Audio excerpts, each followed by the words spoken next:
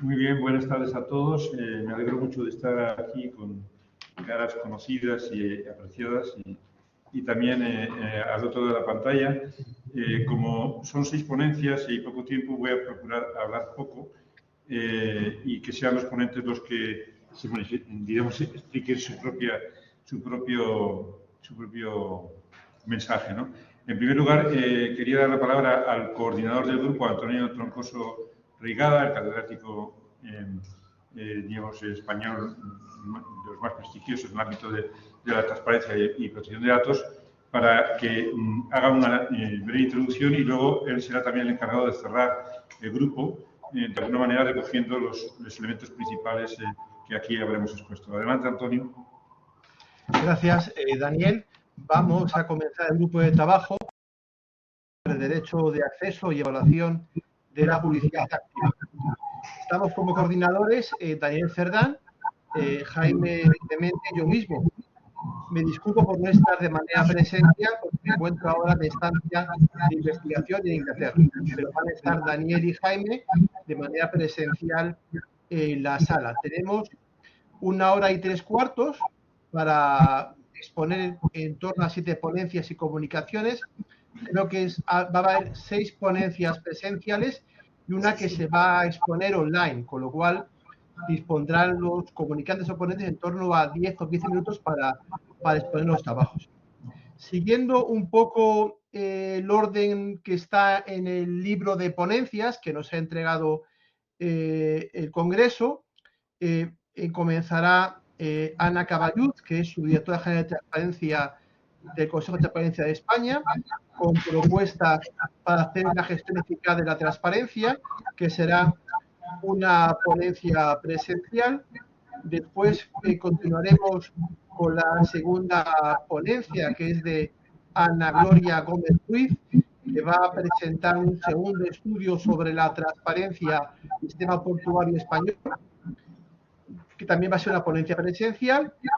Tendremos, bueno, dejamos para el final la ponencia de Andrés Galera y Ascensión Serna, que va a ser sobre la región de Murcia. De acuerdo, ahora brevemente de nuestro querido amigo Pepe Molina, que ha presentado un libro de homenaje hoy coordinado por José Luis Ros. El cuarto ponente presencial va a ser Joaquín Meseguer, que va a hablar de cómo se puede modificar la ley de 2013 y qué medidas se pueden implementar para cumplir la transparencia. Después tenemos como quinta ponencia la ponencia de Teresa Ruiz Sillero, que va a abordar la publicidad activa y acceso a la información en relación con los dictámenes del Consejo de Estado. Y también tenemos a Daniel Cerdán, que tendrá una doble condición, Daniel, de coordinador y ponente, que expondrá también los sistemas de evaluación de la publicidad activa en Canarias. Y hay otras 2 ponencias más, y me disculpo porque no la tengo completa, que son, me parece que son de Alicia Mederos Ramírez y de Natalia del Castillo. Y ya sin más, le cedo la palabra a Daniel Cerdán. Muy bien, muchas gracias, Antonio. También voy a ver si cumplo mi propósito de ser breve en las presentaciones. De Ana Caballud podría decir muchas cosas, pero solo quiero recordar que fue fundamental para nosotros en el Comisionado de Transparencia de Canarias cuando colaboró, como apuntaba esta mañana, a construir un modelo de indicadores en materia de cumplimiento de derecho de acceso y nos permitió, digamos, que en esta materia, en el Comisionado de Transparencia de Canarias, fuéramos al paso o con la misma metodología que está utilizando el Consejo. Ella nos va a exponer una serie de propuestas para mejora global del modelo institucional de transparencia en España y sin más preámbulos le cedo el micro. Es subdirectora por si no se ha quedado claro antes, del Consejo de Transparencia y Buen Gobierno de España y les dejo la palabra. Muchas gracias, Daniel. Un saludo, Antonio. Muchas gracias por poder estar en este grupo. La verdad que estamos en familia, lo cual puede ser incluso más fácil y más ágil. Este grupo de trabajo de propuestas sobre derecho de acceso y evaluación de políticas de publicidad activa, el tema que yo quería plantear aquí son una serie de propuestas de análisis para una gestión más eficaz de la transparencia de las administraciones públicas. La transparencia nace como derecho para los ciudadanos, pero a su vez conlleva una obligación para la administración. Y es poner la lupa en esta obligación de la administración para gestionar este derecho, donde podemos encontrar estos puntos de análisis y de propuestas para mejorar el ejercicio del derecho de acceso y el ejercicio de la transparencia y ser más eficientes con los recursos públicos. Entonces, hay que tener en cuenta, un poco como, voy a ser breve, pero un poco como medio segundo de preámbulo, en el contexto en el que estamos y en el que venimos, de una administración burocrática, donde el estilo era un principio, donde los regalos, la burocracia y las reglas de la discreción formaban parte del mejor hacer de una buena administración. Por otra parte, la ley de transparencia nace en un contexto donde tenemos conceptos amigables, amigos o afines en este mundo de la transparencia. La administración electrónica, el gobierno abierto, el buen gobierno, la reutilización de datos, con lo cual es en este contexto en el que nos tendríamos que mover para hacer este análisis desde dentro de la administración, ¿no? De la transparencia desde dentro de la administración. En principio me voy a centrar únicamente en el ámbito estatal, en este análisis, porque es el que actualmente en el que trabajo, y como ha dicho Daniel, formo parte, trabajo en el Consejo de Transparencia y Buen Gobierno, y en este sentido represento a esta institución, con lo cual la riqueza de datos y números pues, me permitirán que hablemos de nuestro libro, ¿no? Aquí en confianza. Entonces, el análisis sería desde 3 puntos de vista. En primer lugar, sobre el diseño organizativo de las estructuras administrativas de la transparencia. En segundo lugar, el derecho de acceso como procedimiento administrativo, configurado así por la propia ley 19/2013. Y en tercer lugar, la publicidad activa y la evaluación como palanca de mejora de la publicidad activa. En este aspecto, además, contamos con la suerte de llegar a la experta del Consejo en Publicidad Activa, y que mañana hará una exposición, hará una ponencia sobre este tema a las 4 de la tarde, mala hora, pero buena ponente. O sea que aquellos que estén también en online, que también es importante, porque habrá temas muy interesantes que yo no lo voy a hacer aquí. Por empezar desde estas 3 perspectivas, por la primera de ellas y empezar desde el diseño organizativo, lo único que perdonar, como yo he compartido la presentación, no voy a poner todas las transparencias que os he entregado, pero si alguna, si me la pones sí que me gustaría. Simplemente decir que el artículo 21 de la Ley de Transparencia habla de las unidades de transparencia de los sujetos obligados. Y a partir de aquí, y luego el artículo también de la Ley de Transparencia, y la posibilidad de que las comunidades autónomas creen sus órganos nacionales. Es decir, a partir de esta ley nos encontramos con un mapa de situaciones en el ámbito estatal. Es que quería enseñar el mapa, que ya que lo he hecho, digamos, pues entonces un poco la situación y sería de que... Si le das ahí, pues pasa. No. Espera.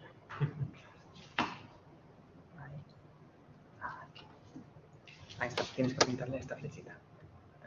Así, ¿no? Ahí. Vale, la análisis de las 3 cuestiones que os he comentado, previamente habíamos hecho y en las transparencias que compartimos un diagnóstico LAFO para que a partir de estas fortalezas, debilidades, amenazas, oportunidades, pues llegamos a estos 3 puntos de análisis. El primero de ellos que empezar a poner, que sería el diseño organizativo, y entonces estas unidades de transparencia de los sujetos obligados sería el primer punto de análisis. Los órganos garantes como modelo de independencia y especialización, según se queda ese consejo en la propia ley de transparencia, y concretando las unidades de información de la AGE, su rango orgánico y funciones. Para ello lo que hemos hecho es un análisis de situación. En primer lugar, lo que os decía es presentar el mapa de situación. Cada departamento ministerial tiene su unidad de transparencia, hay algunos que son singulares, que sería Seguridad Social, Agencia de Protección de Datos, y todo ello está coordinado por una unidad central que sería el Ministerio de Acción y Función Pública, la Secretaría de Estado de Función Pública. Sobre ello, en la unidad de transparencia trabajaría con los centros directivos de cada uno de los ministerios y tendríamos por una parte, a la izquierda de la diapositiva, la sociedad civil que interactúa continuamente con este entramado administrativo, y por otra parte el Consejo de Transparencia y Buen Gobierno como órgano de control que participa también y es actor en este mapa de estructura administrativa del Consejo. haciendo un análisis de cómo se haciendo un análisis que solamente no se ve tampoco aquí ahora, pero haciendo un análisis de cada uno de los departamentos ministeriales y los reales decretos de estructura, observamos que en el ámbito estatal la configuración es diversa, diferente. Todos tienen su nivel de transparencia, tal y como dice la ley, y todos están totalmente en los ámbitos de las subsecretarías y servicios comunes. Pero tenemos, por ejemplo, el Ministerio, donde eso es una función de la subsecretaría que se ejerce a través del gabinete técnico, por ejemplo, presidencia.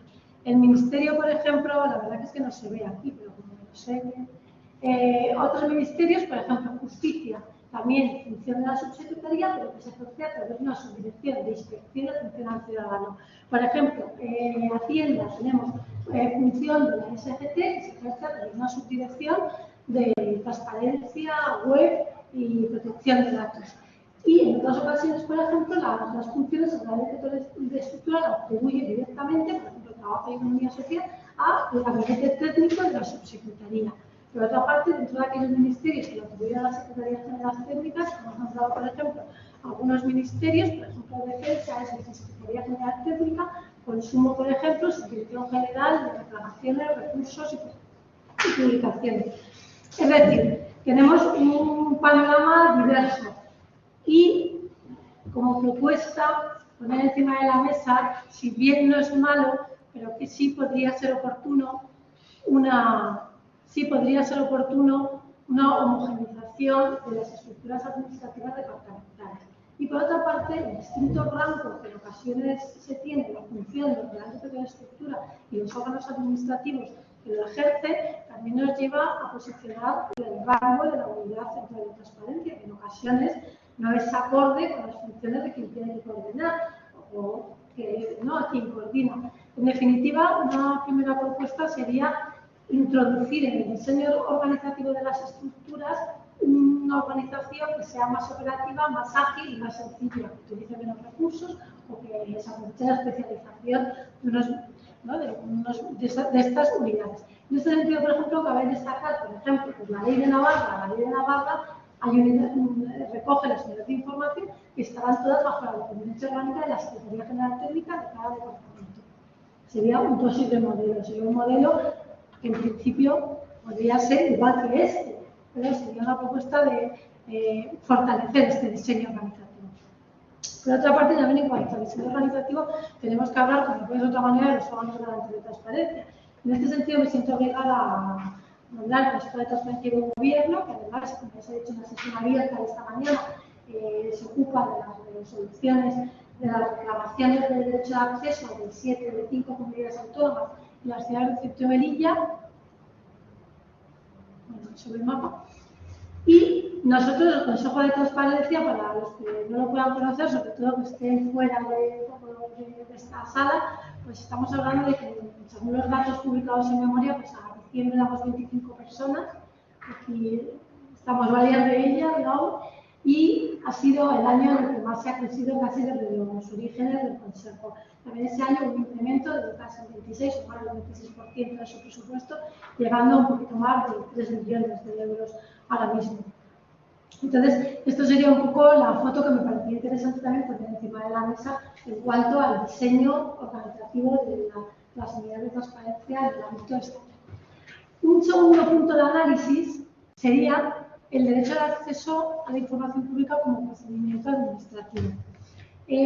Así lo recoge, esto ha sido importante a la hora de ejercer este derecho, el derecho de acceso a la información pública, porque como procedimiento administrativo se predica de él el procedimiento administrativo común que se regulaba en un libro de la ley 3092 y posteriormente la ley 39/2015. Sí que en este aspecto y como análisis, pues es una pena que no haya un desarrollo reglamentario, porque sí que a nivel procedimental se podría haber avanzado. La ley se queda corta en muchos de los aspectos en los que podría procedimentalmente hacer que el ejercicio de este derecho pueda ser más eficiente y más eficaz para la ciudadanía, que es de lo que se trata. Luego, en este punto también quería traer a colación cuando la ley del gobierno, en la modificación que hace de ella, la ley 40/2015, cuando regula las memorias con ese impacto relativo y las MAI, en el artículo 26.3e de la memoria más o menos, pero habla de la cuantificación de las cargas administrativas. Las cargas administrativas, en su concepto, nacieron, se fue la Unión Europea, porque la política de la Unión Europea se aplicó a todos los países, para ciudadanos y empresas. Y aquí este artículo, en el año 2015, nos dice, que en su momento tampoco acabamos de entender, pero lo que quería decir el legislador en ese momento, que dijo que la administración que se cuantifiquen las cargas administrativas de lo que supone la nueva regulación para la propia administración. Sí, lo estoy contestando yo. Sí, es que el micrófono no lo podemos acercar más, salvo que si lo quieres unir un poco más en la solapa del beso, pero un poco más. No, puedo hablar así. Como Sí, quiera. mejor, Hoy se oye, no muy bien, pero ya es cosa del micrófono. Vale, voy a intentar hablar un poquito más alto. Como decía, tenemos por una parte que sería un ejemplo de la transparencia como una posible carga administrativa interna. Esto es un concepto novedoso en nuestro derecho y podemos aplicar, podemos analizar ello desde todas las políticas de reducción de cargas administrativas que realiza nuestra administración y otras administraciones, la Unión Europea fundamentalmente. Y en este sentido, uno de los ejes en la reducción de cargas administrativas es la administración electrónica y la transformación digital de la administración, lo cual es un punto que debemos incorporar a este análisis. ¿Y por qué lo traigo y a donde quería llegar? Pues porque en el catálogo de procedimientos administrativos sí hay un sistema de información que he recogido algún pantallazo que nos puede interesar a estos efectos. La ley 39 obliga a que las administraciones públicas tengan estos catálogos. Ya lo hacía la ley 3092, ha ido modernizando sobre las herramientas también tecnológicas y las necesidades de los ciudadanos y las administraciones hasta llegar a una situación actual de interoperabilidad. ¿Qué ocurre? Que en este catálogo de procedimientos administrativos tenemos ya el acceso a la información pública como información que podemos, desde el inicio de un procedimiento, desde que se ingresa en un procedimiento o cada vez que el mismo se revisa, podemos anotar una serie de cualidades o de notas características en relación con el acceso a la información pública.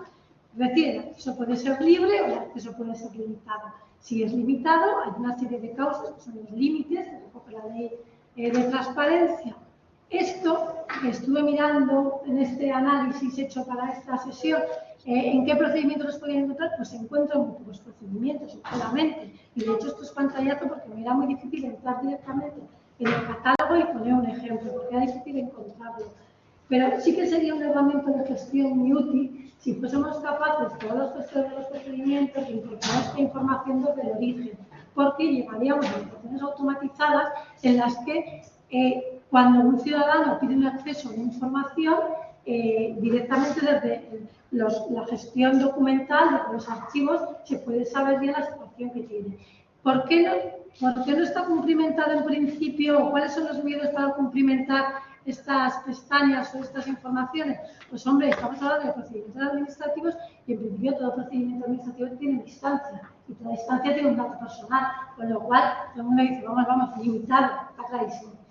Hombre, el criterio, y es una opinión, pero el criterio debería ser que si el acceso a la información se da de manera anonimizando aquellos datos personales que puedan anonimizarse, también debemos intentar que cuando se determine a priori cuál es la información que se puede tener, se puede dar un acceso libre, se haga atendiendo a esta posible anonimización, porque si no, efectivamente, estos esfuerzos de intentar que toda la gestión documental de la administración tenga información que podamos automatizar al final de su periodo de vida, o porque así lo pide el ciudadano, pues que se haga baldío.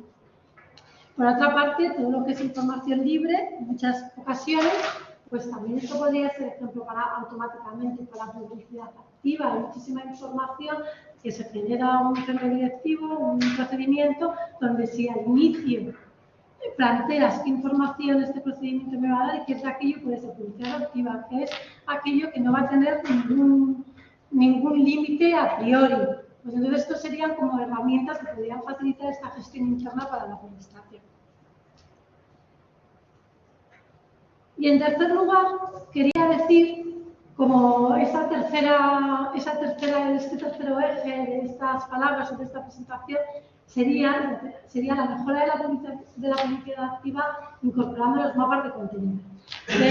La ley de transparencia en el artículo 21 nombra ya los mapas de contenido y determina las unidades de transparencia como responsables sobre los mismos. Es cierto que en España no hemos avanzado en estos temas, sí que Portugal es un país que ha sido más adelantado, pero en principio, y seguro que comunidades autónomas o determinadas y experiencias que a lo mejor yo no conozco, pero realmente en esto sí que es un camino que en el ámbito estatal tenemos que avanzar. ¿Qué es la virtualidad que tendría un mapa de contenidos tal y como lo recoge la ley de transparencia?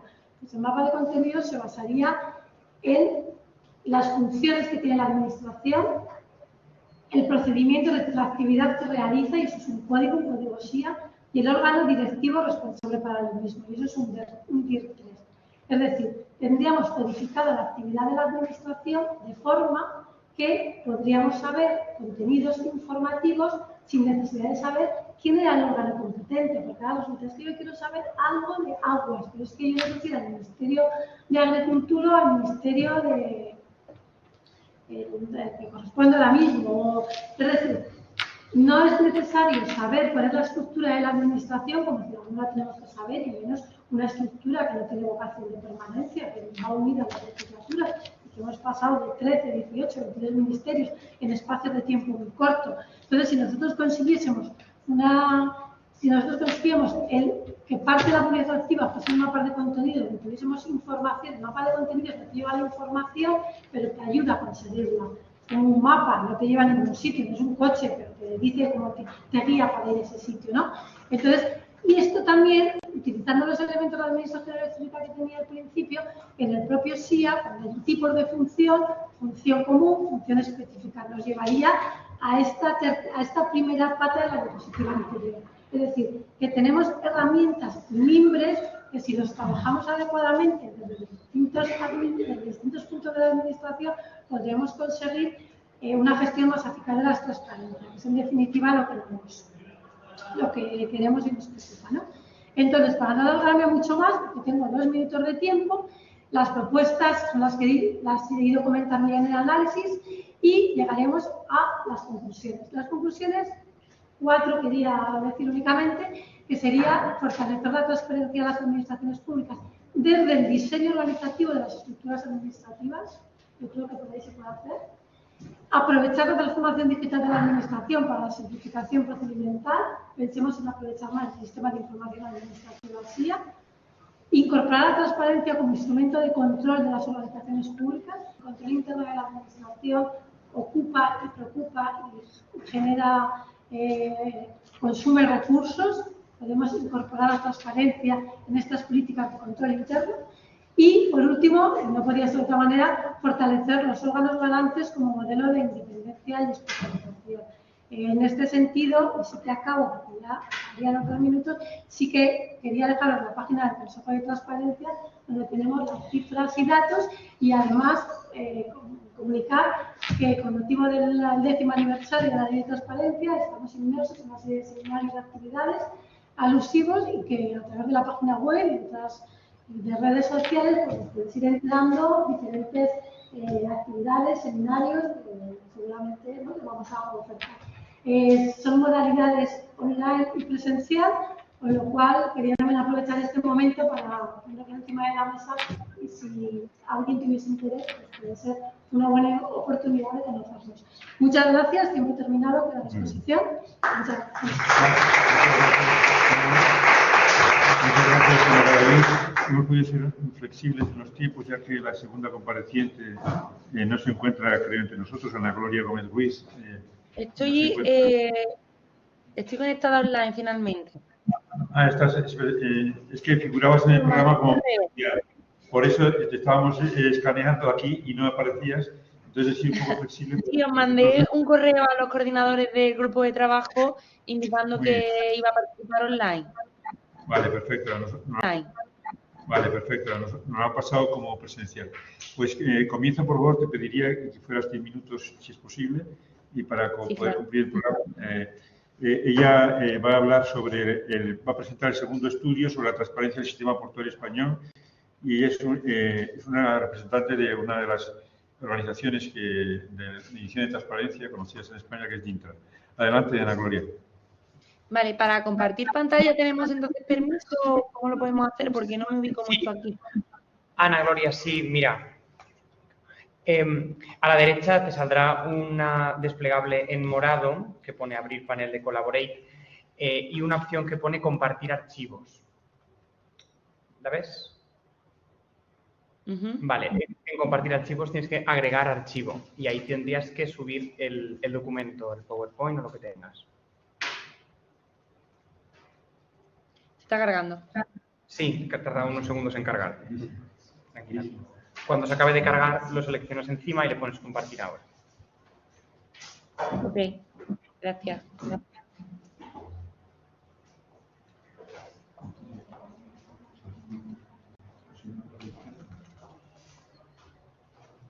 Está cargando todavía. Sí, ya te sale, ya te sale.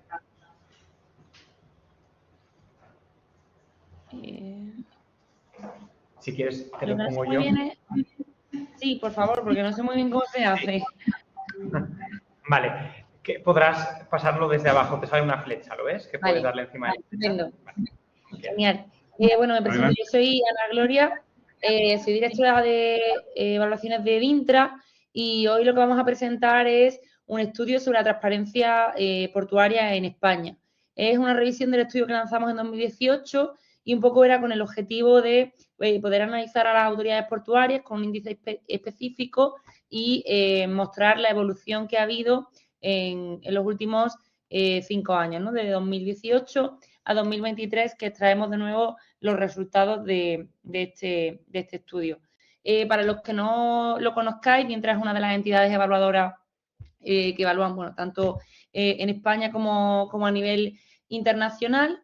Y, bueno, la peculiaridad es que todas las evaluaciones se llevan a cabo a través de la plataforma, son totalmente dinámicas y en ellas pueden intervenir diferentes actores, entre ellos las propias entidades que se pueden autoevaluar, organizaciones de la sociedad civil, ciudadanos, todo pasado por el control un poco del equipo verificador, que sería el equipo DINTRA. Hemos evaluado a más de 4.000 organizaciones de todos los tipos, algunas más tradicionales, como hacen otros índices de transparencia, como pueden ser ayuntamientos, comunidades autónomas, etcétera. Pero también hemos diseñado una serie de índices específicos para evaluar organismos concretos, como es este caso de las autoridades portuarias, pero también servicios sanitarios, hospitales, clubes deportivos, federaciones deportivas, etcétera. DINTRA en sí es una plataforma dinámica tanto en su metodología de evaluación como en su metodología de construcción. De hecho, desde que se lanzó este índice, desde autoridades portuarias, se han ido tanto innovando, incluyendo nuevos indicadores de transparencia, como retirando algunos, bueno, por considerar que ya no eran interesantes medirlos. Como decía un poco, nosotros evaluamos en gobernanza, es decir, mediante la intervención de diferentes actores, tanto las propias instituciones, la ciudadanía y, bueno, el propio DINTRA, que sería un poco el control de que todo lo que se publica por la plataforma pasa por una verificación, independientemente de las partes que puedan intervenir en cada una de las evaluaciones. ¿Sobre qué evaluamos? Bueno, existen, por supuesto, las evaluaciones de los órganos garantes, que son excelentes, pero que en este caso se basan en la metodología MESTA, que tiene como base el marco legal. Como peculiaridad, DINTRA incorpora otra serie de indicadores que se basan principalmente, además de en el marco normativo, en buenas prácticas específicas para cada tipo de entidad y en demandas ciudadanas o de los colectivos, que extraemos a través del análisis de datos.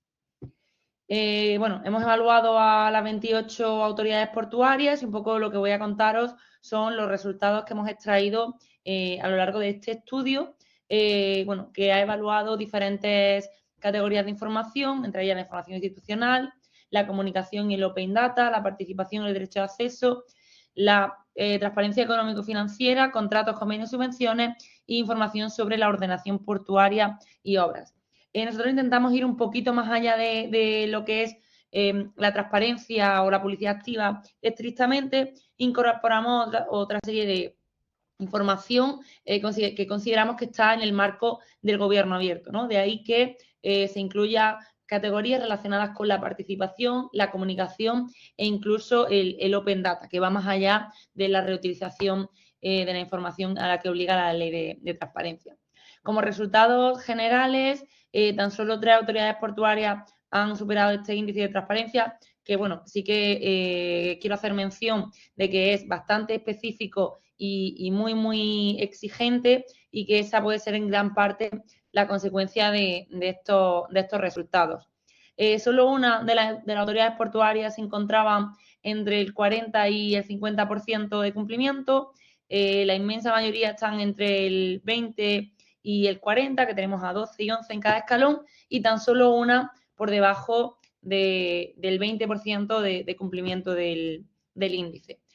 Bueno, a simple vista, como se podría extraer en la diapositiva anterior, tan solo 3 entidades pasan el rasero del 5 y todas las demás quedarían por debajo respecto al cumplimiento de este índice. Como dato positivo, ha habido una evolución de casi un poquito más de 10 puntos porcentuales en el grado de cumplimiento general de todas las evaluaciones. Y además de bueno, al final este porcentaje que realmente viene marcado por lo que han evolucionado algunas y lo estancadas que se han quedado otras, bueno, sí que ha tenido una gran diferencia respecto a cómo se han cumplido las diferentes categorías de información.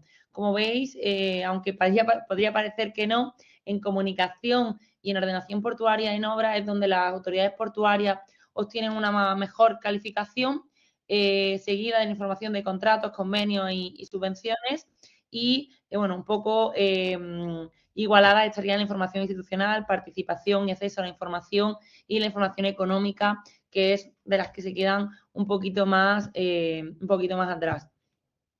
Sobre las autoridades portuarias más transparentes y el índice general, tenemos a Castellón, a Valencia y el Puerto de Baleares y la Autoridad Portuaria de Baleares, que son además las que más han mejorado en puntuación, porque de hecho no encabezaban el ranking en la primera edición, aunque sí que han ido evolucionando a lo largo de los últimos años.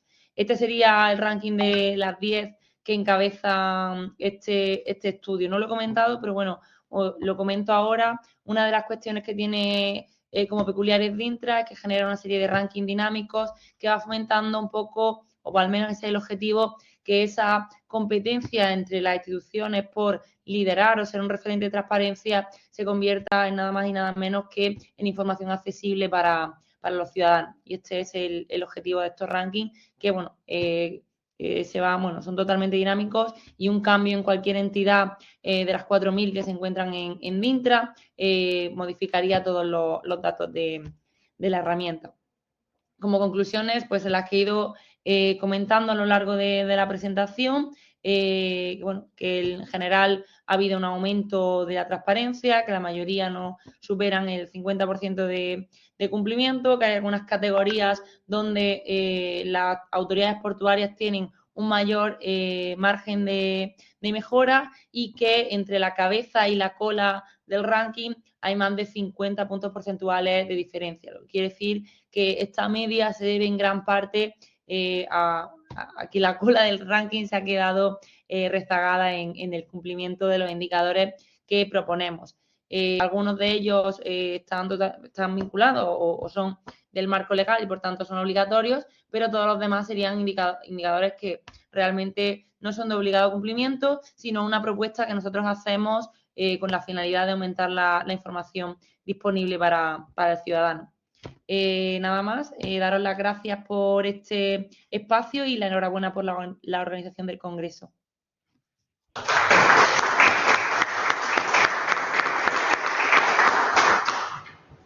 Muy bien, Ana Gloria, muchas gracias por tu exposición.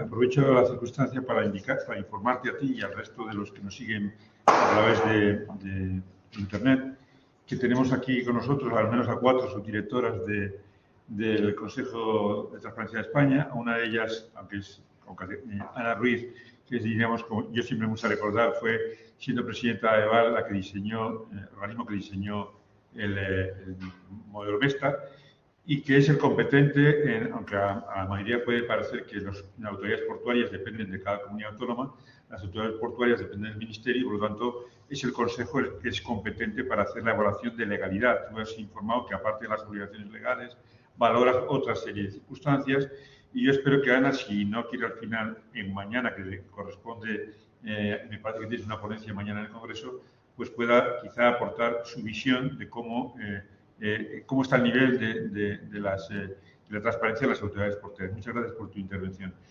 Les doy paso ahora, a continuación, a una compañera mía en el Consejo de Transparencia, en el Comisionado de Transparencia de Canarias, Alicia Mederos, es la jefa de sección en el servicio de evaluación y control del comisionado. También tenemos aquí al jefe de servicio, Miguel Ángel Herrero, y ella, aparte de hablar someramente algo de la evaluación en general, pero fundamentalmente se va a centrar en una de las funciones que ya tiene el comisionado, que es la responsable de atender y resolver las denuncias y quejas, que es otra de las puertas de garantía de la transparencia que tenemos todos los órganos, que están las reclamaciones, están las evaluaciones y están también las denuncias y quejas. Y no solamente va a exponerles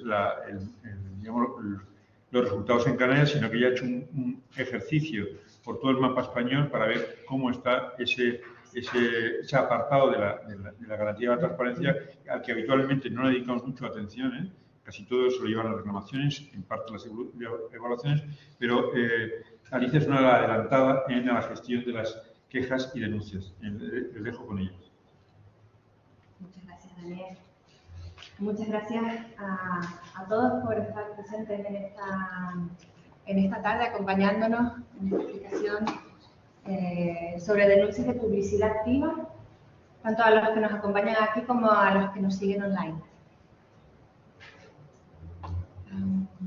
Mi nombre es Alicia Mederos Ramírez y, como dijo Daniel, soy jefa de sección de evaluación y control de la transparencia en el comisionado.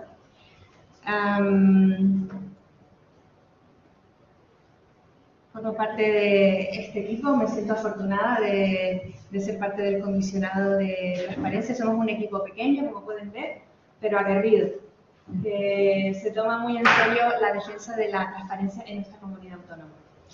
El órgano fue creado por la ley del año 2014, la Ley Canaria de Transparencia, y inició su andadura en 2015 con las funciones que pueden ver que nos atribuye la Ley Canaria en su artículo 63.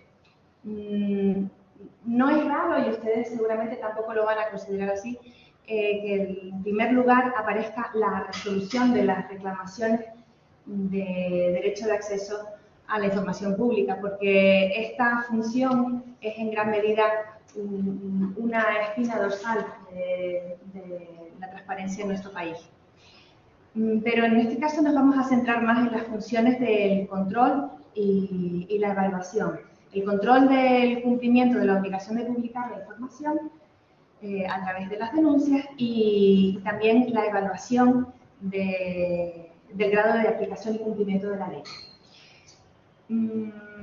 Estas dos funciones, la función de control y la función de evaluación, son en realidad patas de la misma mesa. Son herramientas para conseguir una transparencia efectiva, que en palabras de Manuel Villoria, es aquella que permite el control eficaz de la acción pública.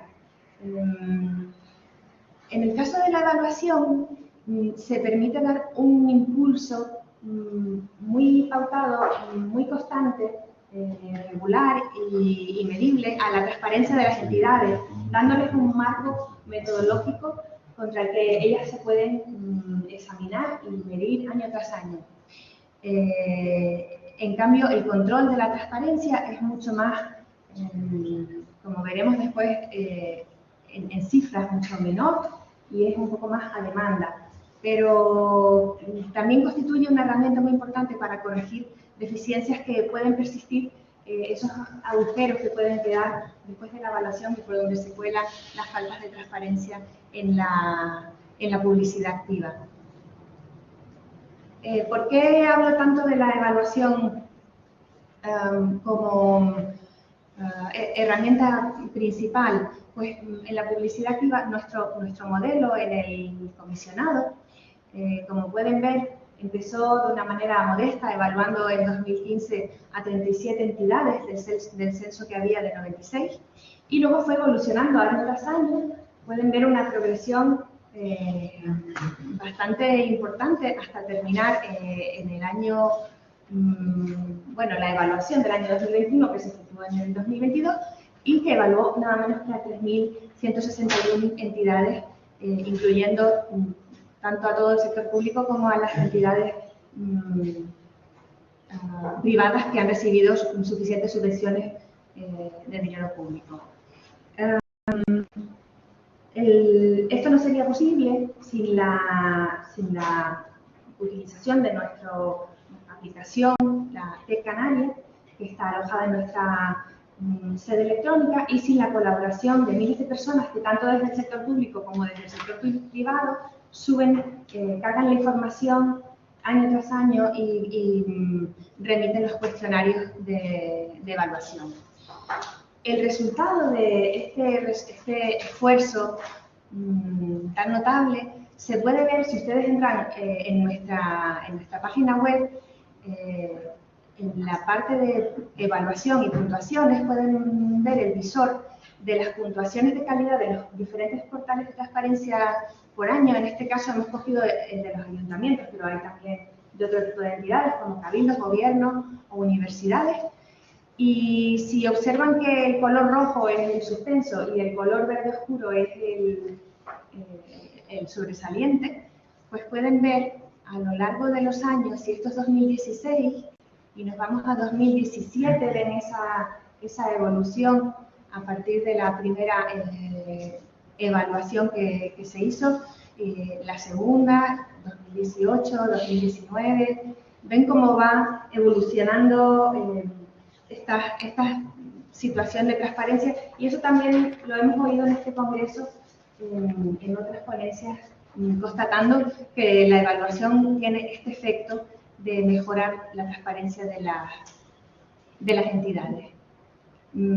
Hace buena la máxima de Jeremy Bentham, que tanto nos gusta, y que dice que cuanto más nos miran y más rigurosamente nos observan, mejor nos comportamos. ¿Qué pasa con las denuncias, entonces? En contraste, las denuncias, simplemente por las cifras que vamos a ver a continuación, no tienen ese potencial, o por lo menos no queda avalado por el momento que tengan ese potencial de llegar tan lejos. Sin embargo, tienen otra serie de otras cualidades. De entrada, otorgan a la ciudadanía un papel activo en vigilar la transparencia de nuestras administraciones. No solo eso, sino que a la iniciativa, cierto es que son iniciativas individuales de personas que detectan faltas de transparencia y así lo denuncian, pero cuando eso se tramita y se corrige, el beneficio no es individual, sino colectivo, y todo el mundo se puede beneficiar de ello. Las denuncias presentadas ante el Comisionado de Transparencia a lo largo de estos años son un total de 86, sin contar las de este mes. Aquí ven las cifras que les estaba contando, que son muchísimo más modestas que las de evaluación, con picos importantes en 2021 y 2022. Y ahora ya, bueno, en el último trimestre, no sé si ustedes lo han observado también, siempre se anima la cosa y empiezan, ya este mes hay unas cuantas. En cuanto a las entidades que conciernen o que están concernidas por estas denuncias, vemos que gana por goleada el sector local. Los ayuntamientos son los que han recibido más denuncias de publicidad activa, seguidos por sus propias empresas públicas, y después ya la comunidad autónoma, los cabildos insulares, etc. En cuanto a las cuestiones que preocupan a los denunciantes, en primer lugar tenemos denuncias que hablan de varios tipos de información que faltan en los portales de transparencia o en las páginas web. Los sigue como categoría individual los contratos. Los contratos siempre suscitan mucho interés y mucha preocupación y mucha gente pregunta por contratos específicos que no están publicados y también por los contratos menores en particular. Echan de menos que no se publiquen los contratos menores. En tercer lugar tenemos 12 denuncias que preguntan por información que en realidad no constituye una obligación de publicidad activa. Esto es algo bastante frecuente y nosotros siempre, al tiempo que en ocasiones recomendamos a la administración que considere publicarla, aunque no sea una obligación, siempre también le indicamos a las personas que denuncian que están en su derecho de, cuando es información pública, de pedirla por derecho de acceso.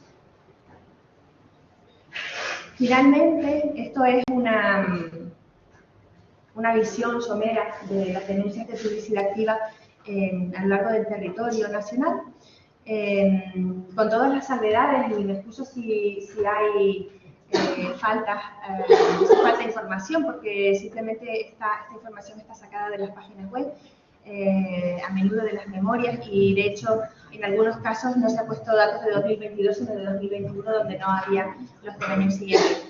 Pero sí podemos observar que el caso de Canarias no es ni mucho menos excepcional y que realmente el número de denuncias es modesto a lo largo del territorio español. El caso que puede ser un poco más notable, el del Consejo de Transparencia y Protección de Datos de Andalucía, que tiene un número claramente mayor al del resto de las comunidades autónomas, y esto se puede ver en gran medida, pienso yo, a los planes anuales de control que ellos redactan y ejecutan y que incluyen también denuncias por iniciativa propia. Yo quisiera a lo mejor terminar ya con esta conclusión, con esta reflexión, más que nada, sobre la utilidad de esta herramienta y también el potencial de utilizar las denuncias, además por iniciativa propia, para detectar esos agujeros que se nos escapan, esas faltas de transparencia, y darles una utilidad que después es colectiva, es para todos. Muchísimas gracias por su atención.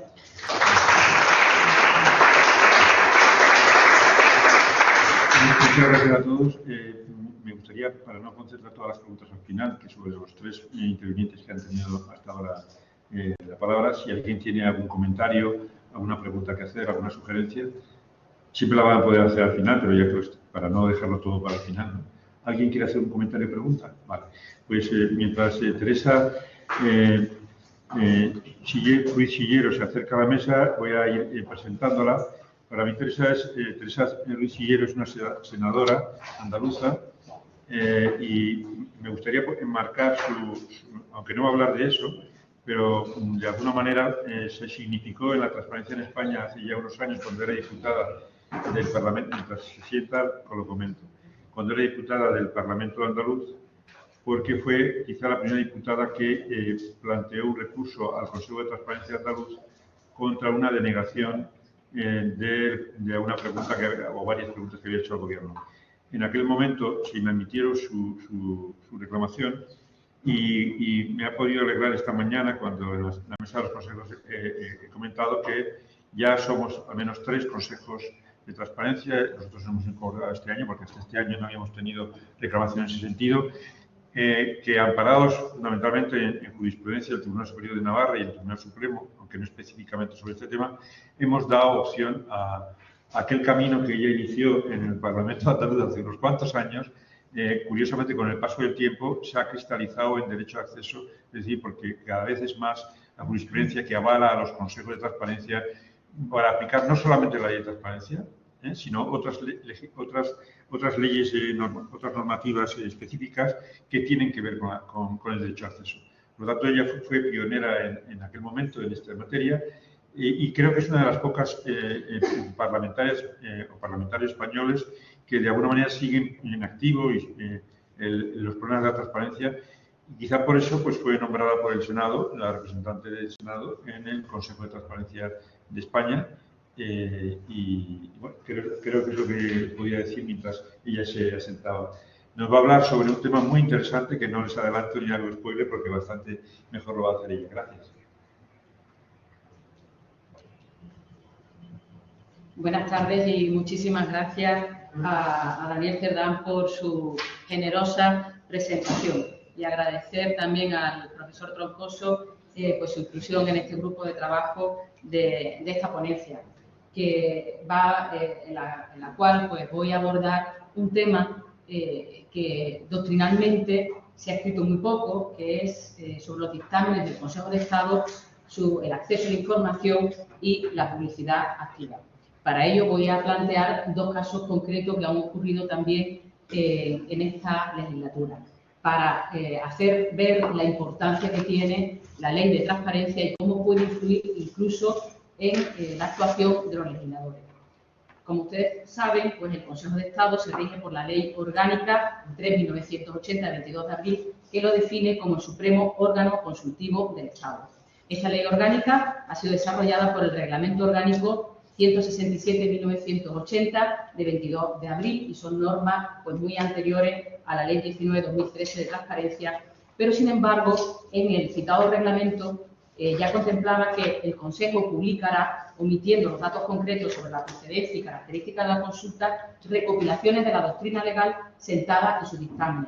También decía que, o dice, formará una base pública de sus dictámenes con sujeción a las condiciones que establece el apartado anterior y que el presidente, a propuesta del secretario general, fijará los criterios para la inserción de los dictámenes en dicha base. Sobre el respecto, como ya he dicho en mi presentación, pues se ha escrito muy poco en la doctrina, pero tengo que referirme a los profesores Guichot y Barrero Rodríguez, que en su obra El derecho de acceso a la información pública se refieren a que el criterio utilizado por el artículo 2.1f de la Ley de Transparencia, Acceso a la Información y Buen Gobierno, para la inclusión en su ámbito de la Ley de Transparencia del Consejo de Estado es la vinculación a sus actividades sujetas a derecho administrativo a las normas de transparencia, puntualizando que estos organismos e instituciones diversas, entre los que se encuentra el Consejo de Estado, quedan al margen de la Ley de Transparencia en lo que se refiere únicamente al ejercicio de la función constitucional o estatutaria que les es propia y se regirán por sus respectivas disposiciones reguladoras. En el mismo sentido, los profesores Pérez Monguió y Fernández Ramos, en su obra El derecho al acceso a la información pública, también señalan esa sujeción del Consejo de Estado a la Ley de Transparencia en relación con sus actividades sujetas al derecho administrativo. Por tanto, no está discutido que el Consejo de Estado esté sujeto a la Ley de Transparencia. Incluso el propio órgano en su página web dispone de una entrada denominada Portal de Transparencia, donde informa que el Consejo de Estado ofrece información sobre su gestión y actuación en cumplimiento de la Ley 19/2013 de Transparencia. Dispone también de un acceso directo para el derecho de acceso a la información, además con dos apartados distintos. Uno, consulta al amparo de la Ley de Transparencia y otro, informe bimensual. Me detengo un momentito en ese informe bimensual. La sorpresa es que el último que se publican son del año 2019, enero y febrero de 2019 y marzo-abril de 2019. Pues 4 años sin publicar datos actualizados, pues no merece parte de esta ponente pues una valoración positiva. Y detallar que solamente informan que se ha presentado una consulta realizada en marzo de abril de 2019 y en enero y febrero de ese año. Sobre el derecho de acceso a la información, el Consejo de Estado en su página web indica que en cumplimiento de la Ley de Transparencia, cualquier persona física o jurídica puede solicitar información y que se puede solicitar copia de los dictámenes de forma presencial en la sede del Consejo de Estado o bien por correo electrónico. A este respecto, pues todo muy correcto, conforme a la Ley de Transparencia, pero lo que quiero es entrar a analizar qué sucede realmente cuando se pide un dictamen, que es cuando se evalúa si se cumple o no la Ley de Transparencia. Le planteo el caso número 1. solicité, conforme al derecho de acceso a la información pública, la copia de un dictamen, el 6 de marzo de 2023. Les pedí el dictamen número 1897/2022, que se aprobó el 22 de diciembre de 2022, relativo al anteproyecto de la Ley de Información Clasificada, que, por cierto, dicho anteproyecto fue objeto de un profundo debate en el anterior Congreso de Transparencia celebrado en Cartagena. Pues a esa petición de información me contestaron 2 días después que, textualmente, hasta que la norma no se publique en el BOE, el Consejo de Estado no procederá a la publicación del dictamen de acuerdo con el Ministerio. ¿Se está cumpliendo ese derecho de acceso a la información conforme a la Ley de Transparencia? ¿Pueden permanecer ocultos los dictámenes del Consejo de Estado meses y meses a pesar de que no opere ninguno de los límites de acceso a la información pública? Lo voy a analizar. El artículo 12 y 14 aquí, y el 13, perdón, lo conocen todos ustedes, regula el derecho de acceso a la información pública. Se solicita la información y de un documento que existe, por tanto, se puede solicitar. ¿Límite al derecho de acceso? En la contestación no me han invocado ningún límite, por tanto, me la tienen que dar esa información. El único límite, tal como dicen, es que han llegado a un acuerdo con el Ministerio para no publicarlo. Por tanto, si esa es la costumbre, lo que se está es incumpliendo la Ley de Transparencia, y las costumbres, si no son correctas, pues habría que cambiarlas. Se podría preguntar también, ya que muestro disconformidad con esta contestación, ¿por qué no recurrir ante el Consejo de Transparencia y Buen Gobierno esa contestación? Pero aquí me remito a lo también publicado por los profesores Pichot y Barrero Rodríguez, que advierten, y así es la doctrina del Consejo de Transparencia y Buen Gobierno, que ante las resoluciones de acceso de los sujetos previstos en el artículo 2.1f de la Ley de Transparencia, en el cual se incluye el Consejo de Estado, solo cabe la interposición del recurso contencioso administrativo, quedando incluido la vía de acceso de la potestativa de reclamación ante el Consejo de Transparencia.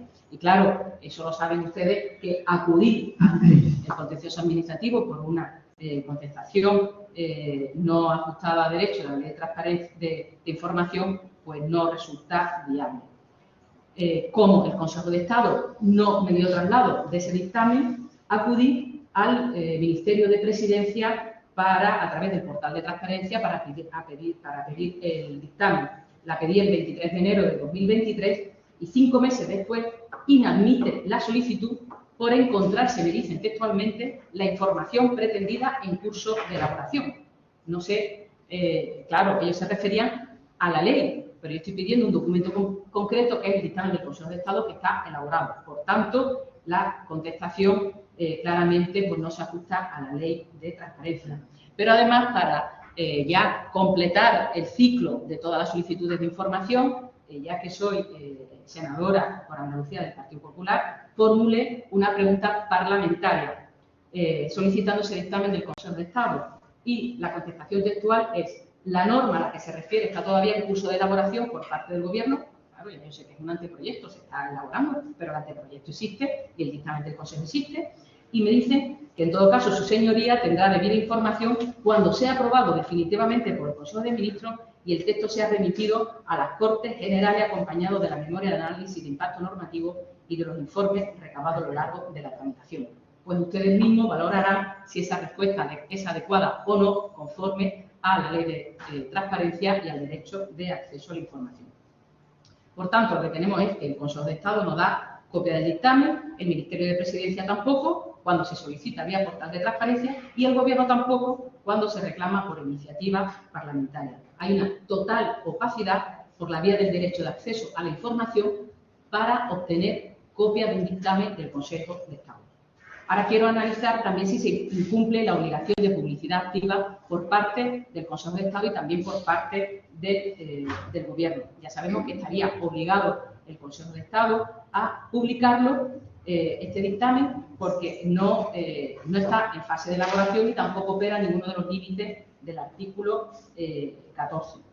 ¿Podríamos pensar que se está cumpliendo esa obligación de publicidad activa que tiene el Consejo de Estado cuando lo publican una vez en su base de dictámenes y lo publican en el BOE? Esto es plenamente discutible, porque publicación es cierto que la hay, pero meses después, años después cuando se tramite la ley. Y la cuestión es, ¿cuál es el motivo por el cual estos dictámenes no se publican inmediatamente, como si lo hace, por ejemplo, los dictámenes del Consejo General del Poder Judicial sobre la misma norma, o el Consejo Fiscal sobre la misma norma, o incluso el Consejo de Transparencia y Buen Gobierno, que publicó en su página web el informe que hizo también sobre este anteproyecto? Creo que habría que obtener un mayor compromiso de transparencia por parte del Consejo de Estado.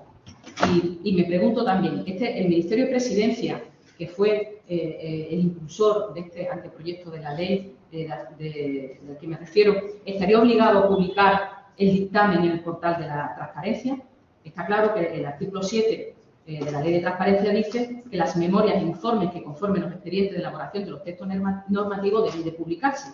Por tanto, existe esa obligación por parte del Ministerio de Presidencia. Y aquí quiero casar una incongruencia, porque si hay demora de publicación de los dictámenes por parte del Consejo de Estado, pero el Gobierno tiene obligación de publicar dicho dictamen como parte del expediente de elaboración del anteproyecto en cuestión, aquí hay algo que no casa conforme a la Ley de Transparencia, y habría que articular sin duda una solución que la voy a plantear en la conclusión. Pero ya para detallar más la situación, decir que se complica todo más, porque el Ministerio de Presidencia incumplió la Ley de Transparencia al no publicar el anteproyecto de la Ley de Información Clasificada.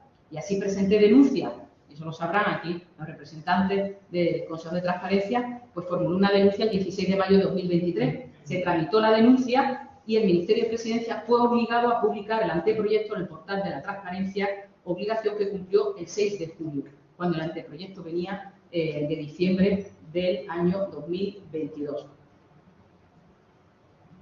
Y no publicó, aunque publicó el anteproyecto, no publicó el dictamen del Consejo de Estado, incumpliendo nuevamente la Ley de Transparencia.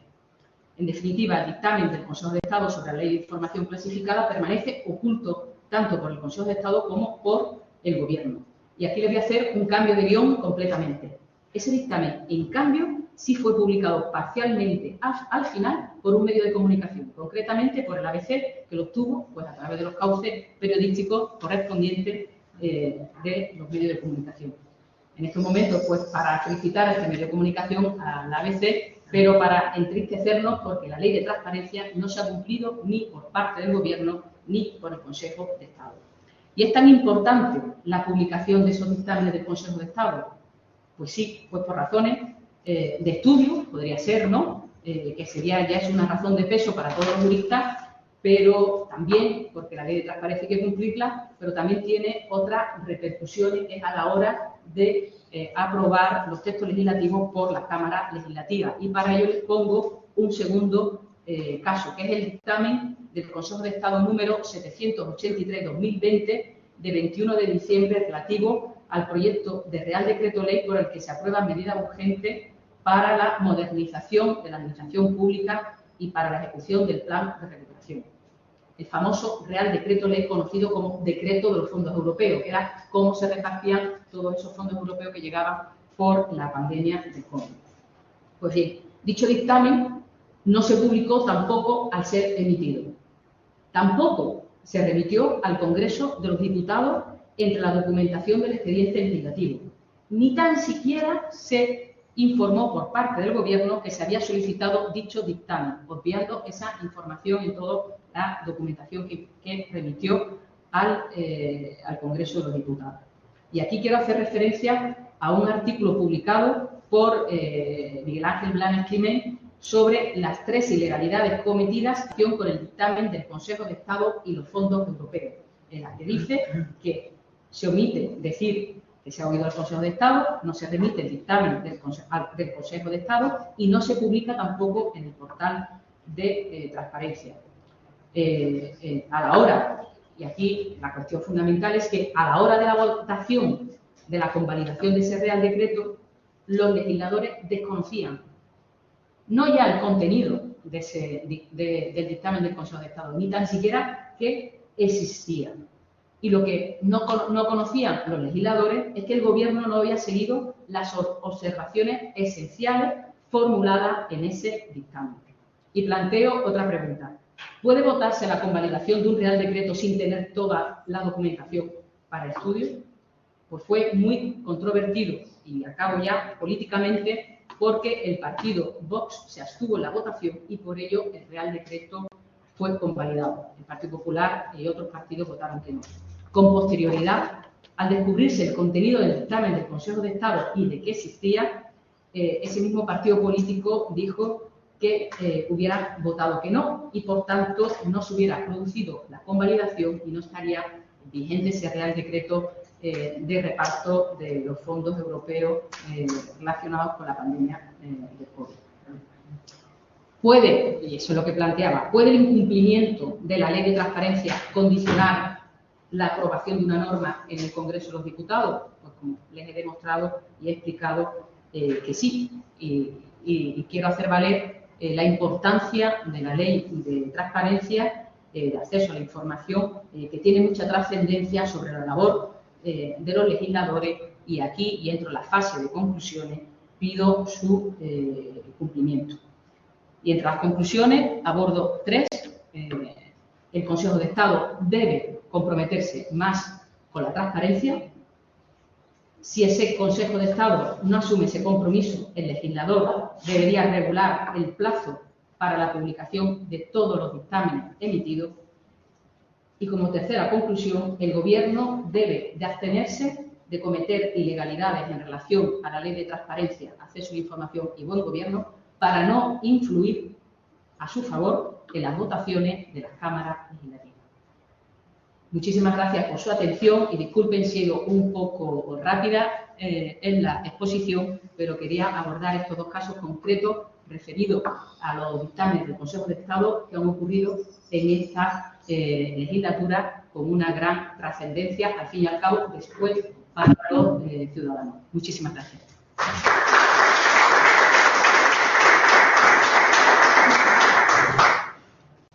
Muy bien, gracias, Tere. Ya han visto que ha confirmado el pronóstico que les hice en el año 17, ya era combativa y proactiva como lo es ahora. Y por otra parte me ha alegrado el que no haya sido la típica intervención política de un político al uso, sino haya estado tan trabada jurídicamente con razonamiento, ¿no? Porque bueno, también estamos en un congreso y no estamos en el Senado. Gracias, Teresa. Si hay alguna pregunta, la comentamos luego. Respecto a la importancia de los dictámenes, solamente recordar que muchas veces el dictamen del propio Consejo de Estado relativo a la Ley de Transparencia es utilizado a una hora, cuando al no haber reglamento, al no haber más desarrollos reglamentarios de la ley, para interpretar, diríamos, el sentido de la Ley de Transparencia.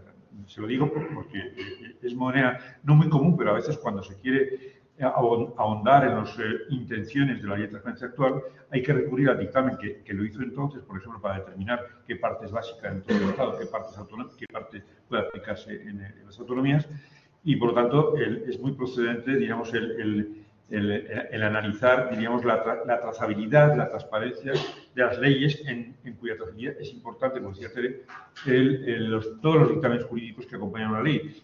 En general, en las comunidades autónomas, eso se exige en publicidad activa, es decir, las dictámenes del Consejo Consultivo de Canarias, por ejemplo, el equivalente, deben aparecer en la publicidad activa de las leyes en gestación en el Parlamento de Canarias. ¿Vale?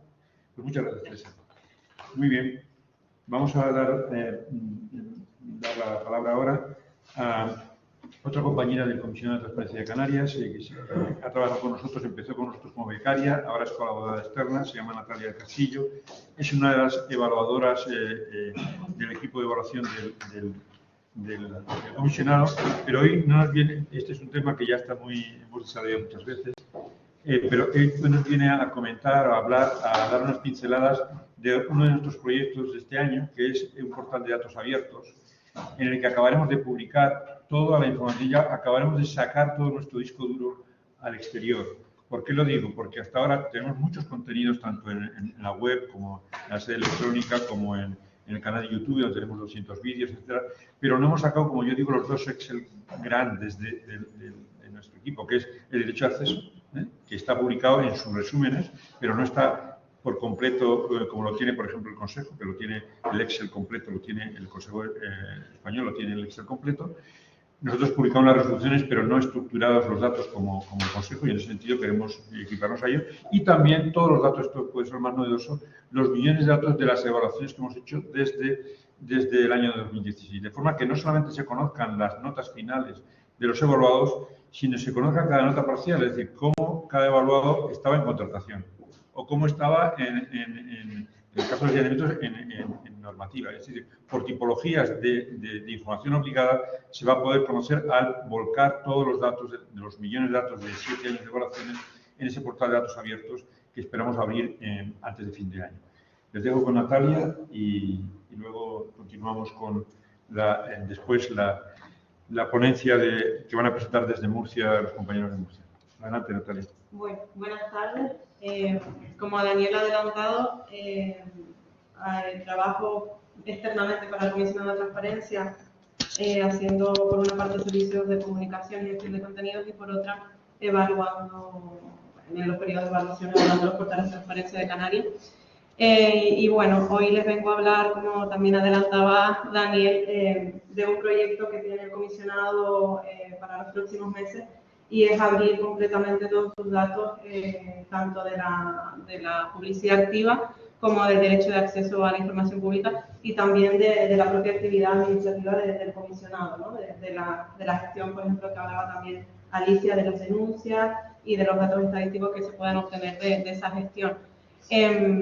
Con estas dos funciones principales que tiene el comisionado de transparencia, por un lado, como decíamos, la publicidad activa y por otro, el derecho de acceso, pues se generan una serie de conocimientos a partir de datos, informes, cifras y pues una serie de documentación que creemos desde el comisionado que vale la pena poner en abierto, no solo publicarlos en la web como documentación en PDF, escaneados y demás, sino en formatos reutilizables abiertos que puedan servir pues, para ser explotados, ¿no?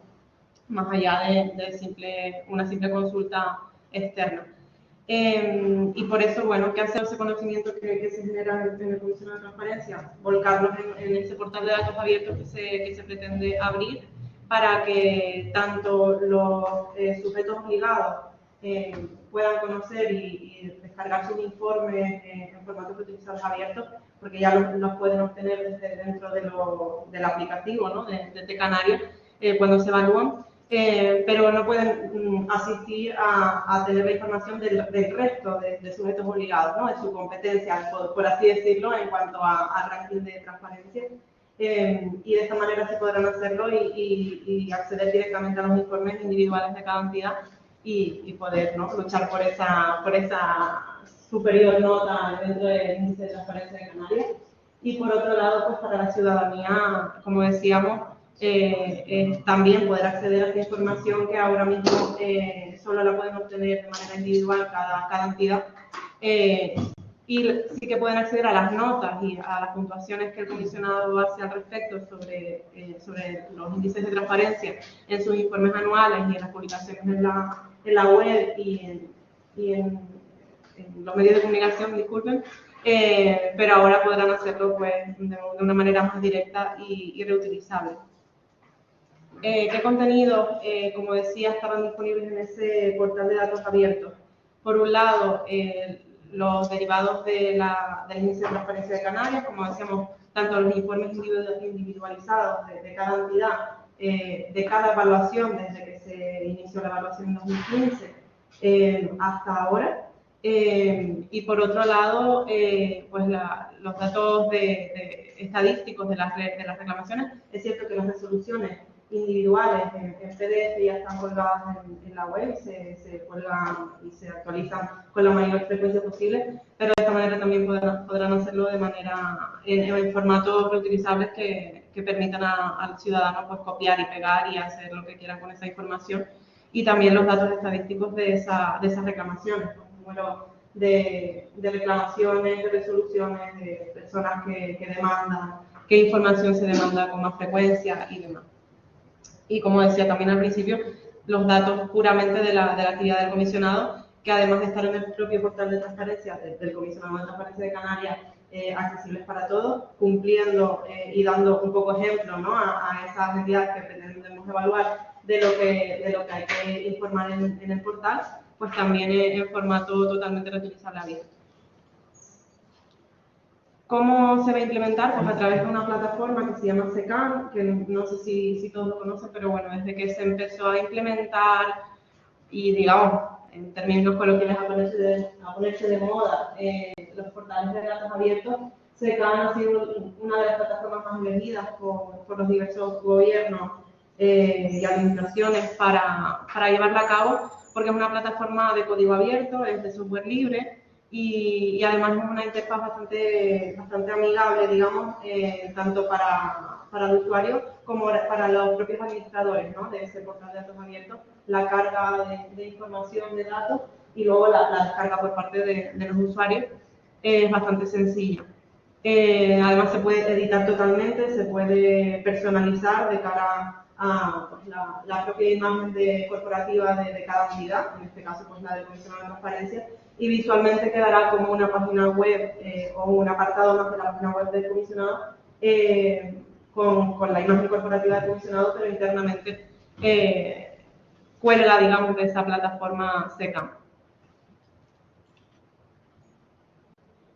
Y la pregunta o las preguntas son ¿por qué, no? ¿Cuáles son las ventajas de abrir los datos de esta manera? Es cierto que quizás llegamos un poco tarde, ¿no?, a esta subida al carro de los datos abiertos, pero igualmente ya nosotros dentro de la página web del comisionado hacíamos una labor de intentar subir todos los contenidos posibles lo más utilizable posible, pero nos quedaba como esa pena de no poder darle a toda la ciudadanía los contenidos reales de cada informe individual de transparencia, ¿no?, de que puedan directamente ir al Gobierno de Canarias o al Ayuntamiento de Santa Cruz de Tenerife y decir, pues mira, en este punto fallan en esto y tal, ¿no?, porque el informe del comisionado pues habla de manera general, en datos más estadísticos del cumplimiento, pero no de cada una de las instituciones. Por un lado, para el propio comisionado es una ventaja porque facilita la propia transparencia del comisionado en la transparencia de su actividad y sus funciones, y también el acceso a la información que ofrece de una manera más fácil para la ciudadanía, desde esa propia información del comisionado, ¿no? Y por otro, también para las propias administraciones facilita y promueve la rendición de cuentas, viendo que van a ser publicados todos sus datos de sus evaluaciones de manera individualizada, y bueno, que los ciudadanos pueden consultarla, con lo cual creemos que va a incentivar una mejora también en ese cumplimiento, aparte del propio ranking del comisionado que saca a nivel anual cada evaluación en los propios medios de comunicación, donde informa de quiénes están cumpliendo mejor, ¿no?, por puntuaciones de 0 a 10, y verse obviamente reflejados en un ranking público, hace que se pongan las pilas, y lo comentaba también Alicia con esa evolución de los colores en el mapa de los ayuntamientos, pues hará, esperamos, que se incentive más incluso esa transparencia que ya el comisionado viene promoviendo desde que comenzó en 2015-2016. Y por último, también para la propia ciudadanía, por supuesto, que es para quien va destinado este portal de datos abiertos, porque facilita la reutilización y la utilidad de esos datos. Por un lado también, no solo para ciudadanos de a pie, que quizás por intereses simplemente informativos quiera consultar esa información, sino también para trabajos académicos, para información periodística, informes, reportajes y demás, información más de investigación, de trabajo periodístico, y también actos administrativos, ¿por qué no? Quizás podrían motivarse más las denuncias que comentaba la compañera, al saber que pues, tener un informe exhaustivo del cumplimiento o el incumplimiento de una entidad, poder denunciar, ¿no? He leído que en este informe del Ayuntamiento X que falla en esto, pues quiero denunciarlo para que lo cuelguen, ¿no? Entonces también fomenta, por último, la participación de la ciudadanía en esa actividad del comisionado y también en la toma de decisiones informadas con respecto a su propio ayuntamiento, si está conforme o no con la actividad que realiza.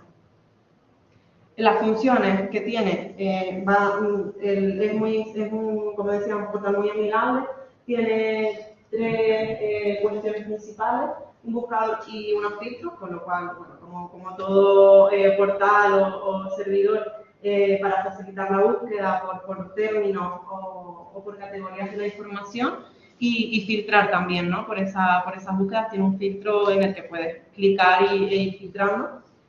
Por otro lado, la visualización de los datos en el portal de datos abiertos sin necesidad de descargarlos previamente, es decir, facilita primero que el ciudadano pueda ver la información y luego decidir si quiere obtenerla y descargarla para seguir trabajando con ella o simplemente ver los datos de una manera más gráfica, más visual, ¿no? Y por último, obviamente, la descarga de datos en los mayores posibles formatos que podamos y además en varios, porque desde la evaluación de transparencia del índice de transparencia de Canarias siempre decimos que la información debería estar en los máximos posibles formatos que puedan tener para que cada ciudadano o ciudadana elija el formato que más le conviene, ¿no? Para esa información. Y finalmente ya casi la última diapositiva, ¿cómo lo haremos? Pues primero publicando y haciendo en abierto este portal que ahora estamos trabajando en él, agregando todos los datos que hemos obtenido de esa actividad que hemos comentado anteriormente, de esas 2 funciones, de esas 2 patas del comisionado. Por supuesto, una vez que cargue la primera información, ir actualizándola y ir cargando los demás contenidos que se vayan actualizando con la frecuencia que se generen. Y finalmente, pues seguir buscando mejoras constantes, que siempre en el comisionado estamos en ello. Y pues ver si realmente ha sido práctico ese portal de datos abiertos o necesita darle una vuelta de tuercas, ¿no? Para que realmente sea útil tanto para la ciudadanía en general como para los propios sujetos obligados del comisionado. Y nada, eso, muchas gracias.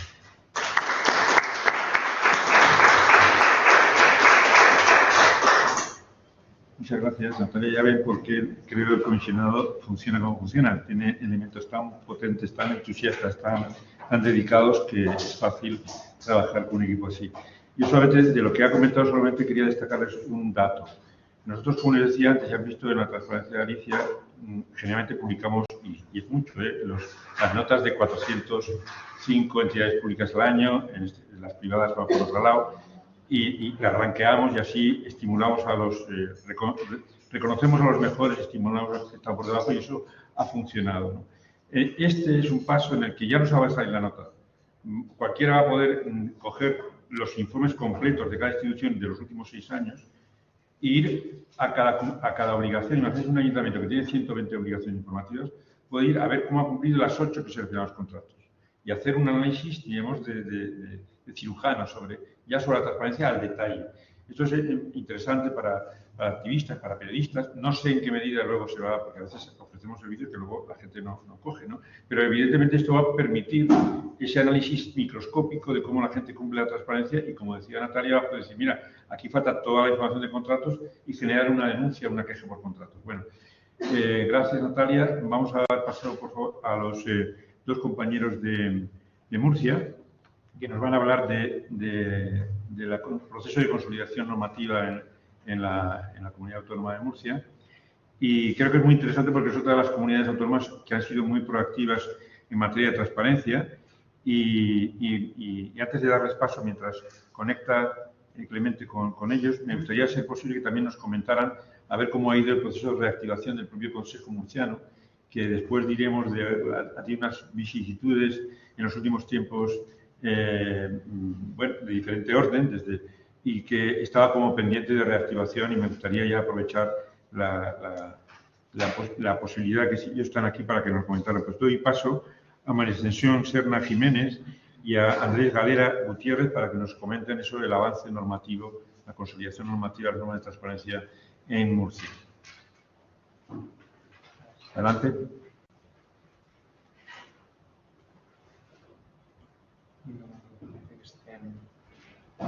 Extensión está, pero no... Hola, si están ahí.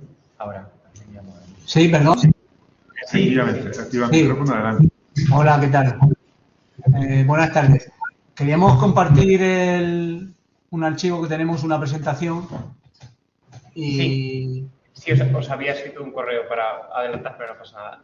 Podéis mirar a la derecha, os saldrá un desplegable en morado que pone abrir panel de Collaborate. ¿Lo veis? Tenemos este que pone compartir contenido, compartir archivos.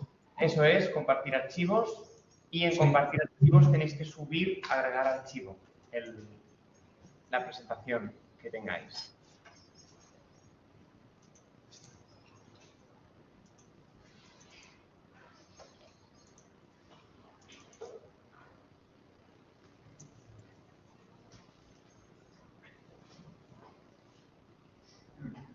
¿La habéis podido subir? Está Sí, bueno, está convirtiéndolo, está cargándolo ahora mismo.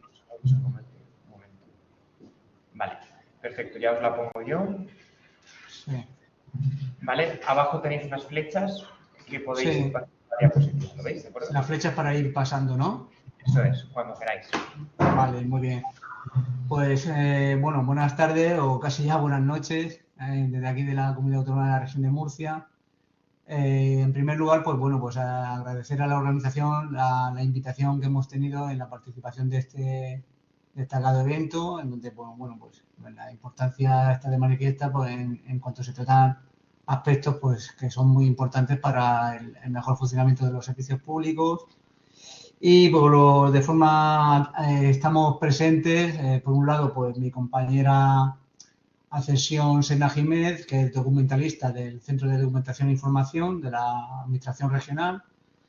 Y por otra parte, pues yo que estoy en representación de la Inspección General de Servicios, como Inspector General de Servicios y como órgano que está dirigiendo un poco el proceso de consolidación normativa en la Administración Regional, ¿no?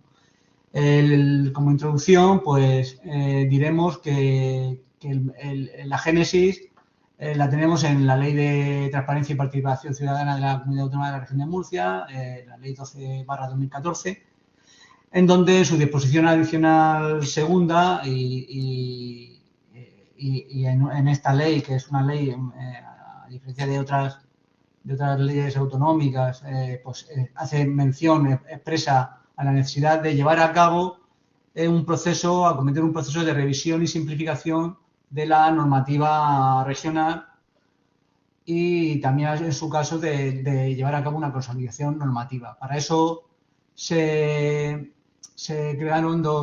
recogieron este proceso, se detalló en dos instrumentos. Uno era la Estrategia Regional de Gobernanza Pública de 2020-2023, en donde se decía claramente que, bueno, pues, que era necesario llevar a cabo este proceso de consolidación normativa para toda de seguridad jurídica a la sociedad murciana en cuanto a las normas que constituyen su ordenamiento, también a los aplicadores del derecho, sean funcionarios, jueces o agentes sociales, y también, pues, lógicamente, a los destinatarios de las normas, que suelen ser, pues los ciudadanos y empresas y otros agentes sociales. Y luego también otro instrumento en el cual se detalló más este proceso de consolidación normativa fue el Plan de Mejora Regulatoria y Calidad Normativa de la Administración Regional, que fue publicado en julio del 2021 y que bueno, pues también, pues como he dicho, pues de forma más detallada, se recogieron cuáles eran las directrices para llevar a cabo este proceso de revisión. En resumidas cuentas, este proceso de revisión y consolidación tenía como primer objetivo llevar a cabo un estudio de las normas que conformaban el ordenamiento jurídico regional para ver si realmente estaba dotado de unas normas que fueran vigentes, que fueran válidas y que fueran sobre todo eficaces de cara a conseguir la finalidad por la cual fueron aprobadas. Bien, y también, pues, sobre todo, pues, que cumplieran una finalidad de cara a la ciudadanía para que tuvieran un conocimiento y un acceso y una comprensión factible de lo que decían las mismas.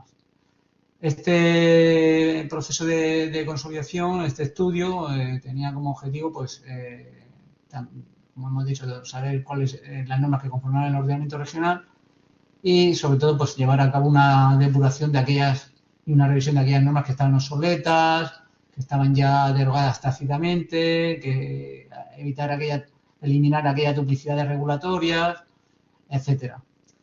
En ese proceso, pues bueno, como hemos dicho al principio, pues participó también el Centro de Documentación e Información de la Comunidad Autónoma y la Oficina de la Transparencia y Participación Ciudadana y la Inspección General de los Servicios.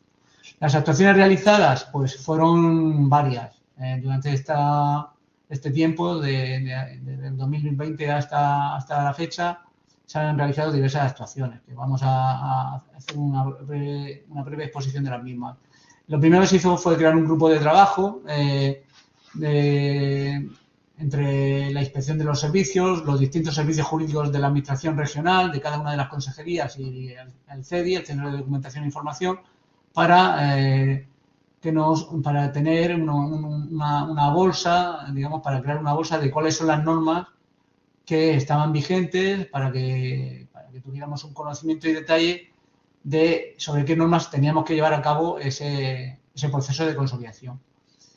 Al mismo tiempo, también se creó un grupo de trabajo que, para llevar a cabo facilitar la identificación de esas normas en los distintos portales, tanto de la transparencia como del boletín oficial de la región de Murcia, en portales en donde se encuentran buscadores de legislación autonómica, pues llevar a cabo la creación de un listado de materias y términos que permitiera la identificación en las normas de los distintos ámbitos competenciales de la administración regional.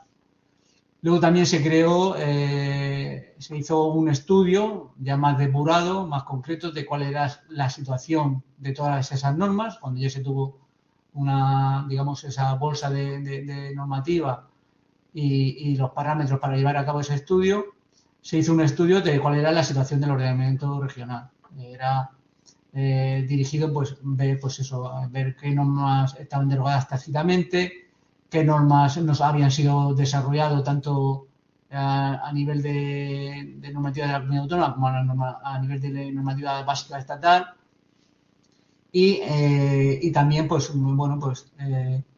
ver las contradicciones y duplicidades regulatorias que había, etcétera. Todo ello pues con la finalidad de poner en práctica no solamente lo que se decía en el Plan de Mejora Regulatoria y Calidad Normativa de la Administración Regional, sino también trayendo a colación las distintas recomendaciones y directrices que en materia de procedimientos de mejora regulatoria y calidad normativa se ha ido dictando tanto por la Unión Europea como por la OCDE, ¿no? Que siempre han defendido la necesidad de dotar a los ordenamientos jurídicos avanzados de la Unión Europea de ordenamientos que fueran claros, sencillos, que fueran fácilmente comprensibles y claramente identificables por los destinatarios, de tal forma que crearan cierta seguridad jurídica en los aplicadores del derecho y sobre todo también en el aspecto económico para las empresas y para los mercados, para que tuvieran un conocimiento certero de cuál era el derecho aplicable.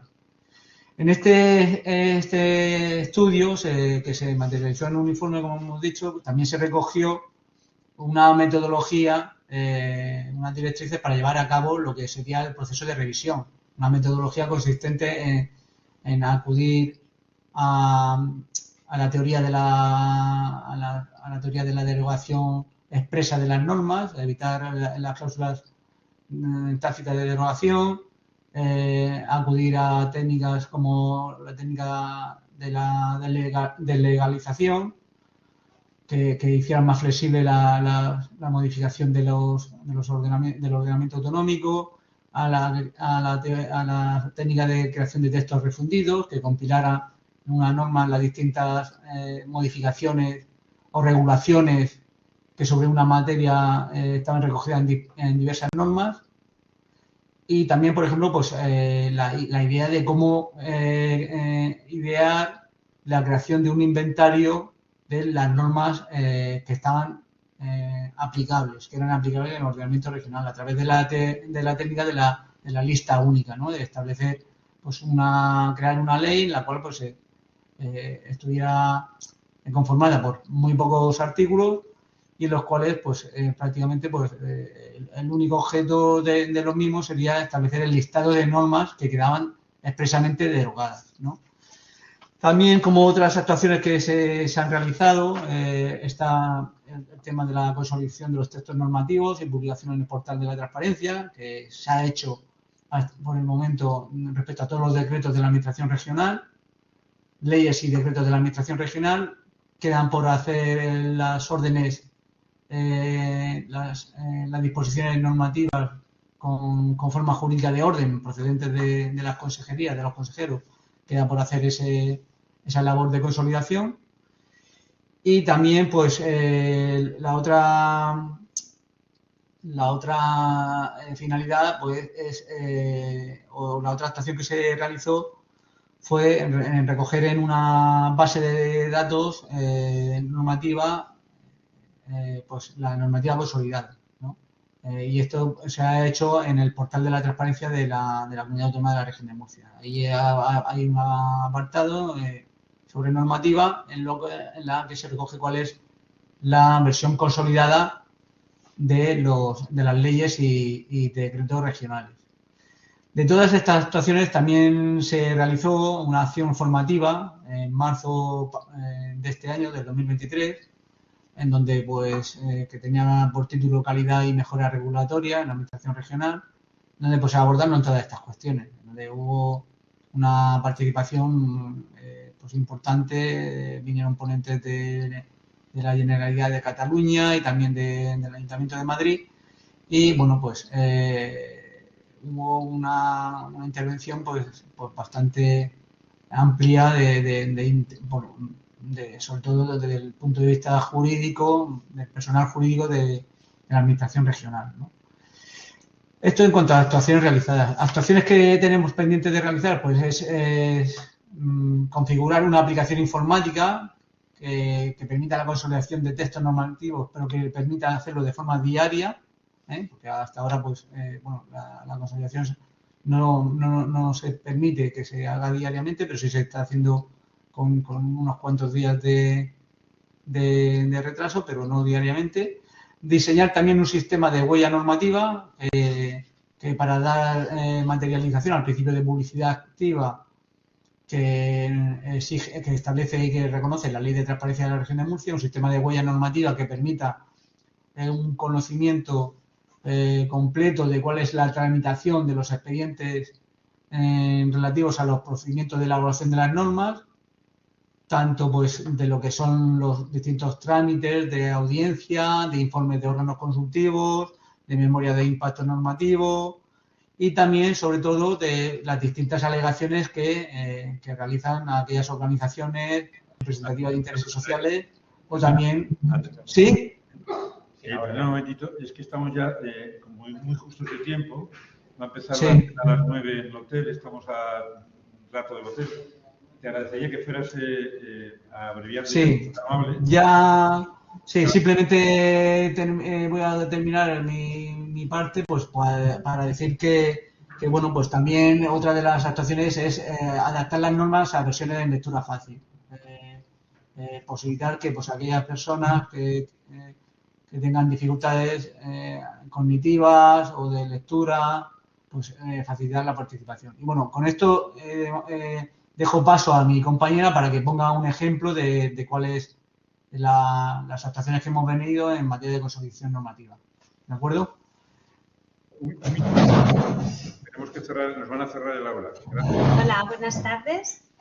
Yo voy a ser breve, solamente os voy a mostrar cómo se vería ahora todo el trabajo realizado.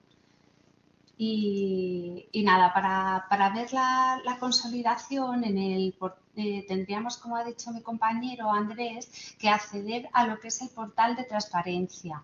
Entonces entraríamos al portal de transparencia de la región de Murcia y en el apartado, no sé si se ve bien porque he tenido, como no sabía, me habían dicho que funcionaban mal las conexiones y que probablemente no podría conectarme a internet, he hecho recortes y no sé si se aprecia bien, pero bueno, ahí en el portal de transparencia, en el apartado de normativa, aquí desplegaríamos y una de los apuntes sería entrar en lo que es normativa general y consolidación. Y entonces aquí tendríamos acceso a la consolidación normativa.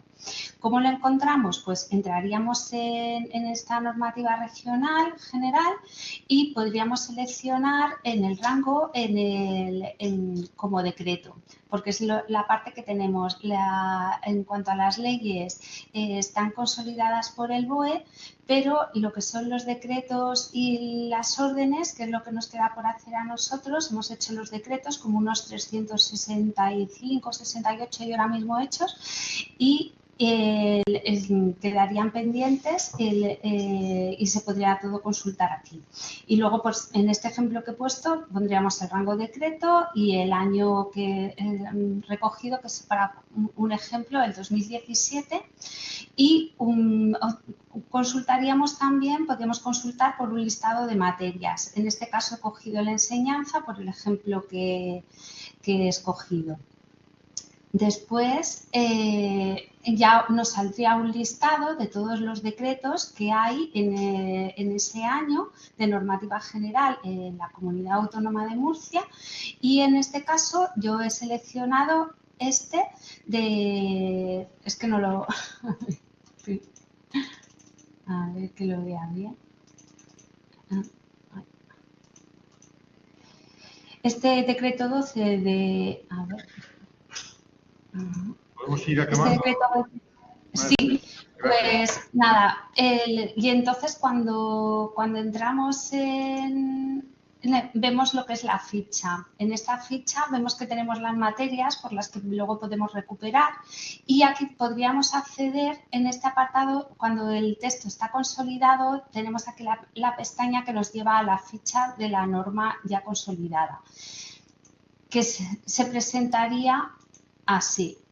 Entonces nos saldría, este sería lo que hemos trabajado con la norma, el boletín donde aparece, las modificaciones que presenta, un enlace al texto que modifica a la norma y la norma. Una peculiaridad que quería comentar es que un valor añadido es que en la consolidación de los decretos hemos tenido muy en cuenta aquí en la región de Murcia el incluir todos los anexos, que muchas de las consolidaciones que hemos consultado de otras regiones o privadas que se han realizado, como los anexos es una cosa compleja de tratar, pues no estaban, pone que está en periodo de elaboración o tal, y nosotros podemos pues tener ese punto positivo para nosotros de que todos los decretos que están consolidados cuentan con todos los anexos, que como veis pues son muy variados y tienen mapas, o sea, reglas del juego, multitud de solicitudes, tablas, y claro, todo eso es bastante laborioso de trabajar. Y nada, pues espero que os haya resultado interesante y que ya, si tenéis necesidad de consultar la normativa consolidada de la Comunidad de Murcia, pues sepáis dónde encontrarla. Un saludo. Muchas gracias por la atención. Gracias. Solamente comentar a todos que esperemos cuando subamos estas presentaciones a YouTube, tanto al canal del Congreso como al canal del Comisionado, incorporaremos todas las presentaciones que han hecho, porque era muy densa la de ustedes y hay que leerla mejor en ordenador que en pantalla. Y que muchas gracias, y que seguramente vamos a aprender todos mucho de ese proceso, diríamos, de renovación normativa que también está cometiendo Murcia desde hace algún tiempo. Muchas gracias a todos. Yo iba a exponer, me he dejado para el final precisamente porque por si acaso había problemas en el sitio, una pequeña repaso a la evaluación de las comunidades autónomas, pero lo colgaré en la transparencia en el de esto, no les asusto con una programación de la jornada. Le doy gracias a todos y pido a Antonio, fundamentalmente, que el moderador que está desde Londres, porque está allí el profesor visitante, que cierre por favor el grupo con unas conclusiones de lo escuchado en esta tarde, Antonio. Muchas gracias, Daniel. Así, de manera telegráfica, hemos tenido ponencias que han abordado perspectivas distintas. Yo creo que Ana Caballud ha puesto el énfasis un poco en la gestión eficaz de la transparencia, cómo reducir la carga administrativa y cómo mejorar la publicidad activa a través de mapas de contenido, ¿no? Yo creo que Ana ha hablado del análisis tradicional, análisis DAFO, cuáles son las debilidades, pues el escaso desarrollo reglamentario, las amenazas, pues a veces hay duplicidades en los portales de información, las fortalezas a potenciar, que es la independencia de los gobernantes, y bueno, ha visto las oportunidades con los fondos de resiliencia, ¿no? Y creo que ha coincidido mucho en lo que después ha dicho Daniel. Decía también Ana Caballuz que la evaluación de la publicidad activa es una palanca, decía ella, una palanca de mejora. Ana Gómez Ruiz ha presentado un estudio sobre la publicidad activa en autoridades portuarias, donde es un informe de Intra que ha evaluado 48 puertos de España. Solo 3 autoridades han aprobado el informe, el índice Intra. Las más transparentes creo que han sido Castellón y Valencia, bueno, de manera más breve. Y después Alicia Mederos ha analizado un poco la función de evaluación, sobre todo en Canarias, y la función de control, y también esa función de evaluación para Alicia Mederos es una herramienta principal y lo ha manifestado como la evaluación permite la mejora de la calidad de los portales de transparencia. Teresa Ruiz Sillero pues, nos ha contado qué déficit de información y de publicidad tiene el Consejo de Estado, básicamente con 2 dictámenes, el dictamen de anteproyecto de opción clasificada y el dictamen del Consejo de Estado de fondos europeos, ¿no? El último dictamen ya pone en manifiesto que cuando los parlamentarios tienen que votar el decreto de ley para convalidar el decreto de ley, pues no disponían del informe del Consejo de Estado sobre el decreto ley de fondos europeos. Natalia del Castillo, pues también ha vuelto a incidir en el portal de Canarias, datos abiertos y cómo ha mejorado la rendición de cuentas. Y ya finalmente, pues Ascensión Serna y Andrés Galera, pues básicamente nos han contado la importancia de cómo es la consolidación normativa en Murcia, que es fundamental para la seguridad jurídica y también pues tener la información en la única plataforma. Por mi parte, nada más, Daniel. Saludos a todos.